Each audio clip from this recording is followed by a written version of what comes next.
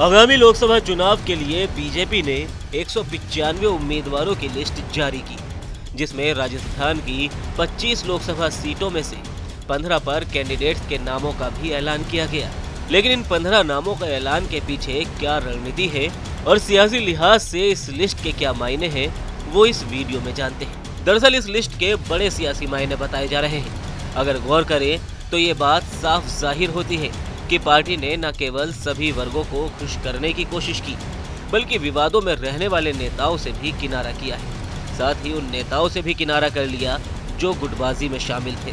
वहीं भाजपा ने न केवल विनिंग कैपेसिटी को ध्यान में रखा है, बल्कि प्रत्याशियों का पिछला इतिहास, क्षेत्र में उनकी मौजूदा स्थिति और दूसरी पार्टी से आए नेताओं को भी मौका दिया गया। इसके साथ ही जातिगत आंकड़े, स्थानीय मुद्दों को भी इस लिस्ट में ध्यान में रखा गया है। बताते चले कि लोकसभा चुनाव के लिए जारी भाजपा की पहली लिस्ट में राजस्थान से 5 सांसदों के टिकट काट दिए गए हैं। 2 सीटों पर नए चेहरों को उतारा गया है। उनमें से एक राज्यसभा के सांसद भी है। पुराने जिताऊ कैंडिडेट्स को फिर से भाजपा ने मौका दिया है, जिसमें 9 पुराने कैंडिडेट्स को फिर दोहराया गया।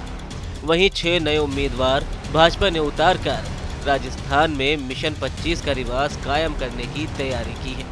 15 नाम की लिस्ट में से 3 SC कैंडिडेट्स हैं, 2 ST कैंडिडेट्स और 1 महिला कैंडिडेट को भी मौका दिया गया है। भाजपा ने कांग्रेस से आए 2 नेताओं को उम्मीदवार बनाया है। डूंगरपुर बांसवाड़ा से महेंद्रजीत सिंह मालवीय और नागौर से डॉक्टर ज्योति मिर्धा को कैंडिडेट भाजपा ने बनाया।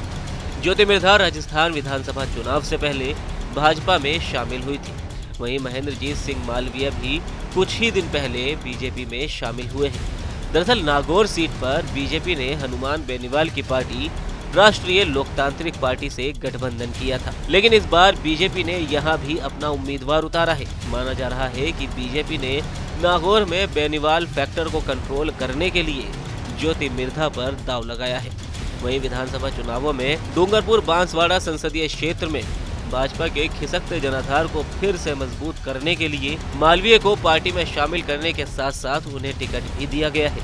अब इस रणनीति का बीजेपी को कितना फायदा होगा, ये तो लोकसभा चुनाव के नतीजों के बाद ही पता चलेगा, क्योंकि सियासी गलियारों में तो खबर ये भी है कि मालवीय के बीजेपी में आने से कुछ बीजेपी नेता ही नाराज है, जिसका असर चुनाव में देखने को भी मिल सकता है।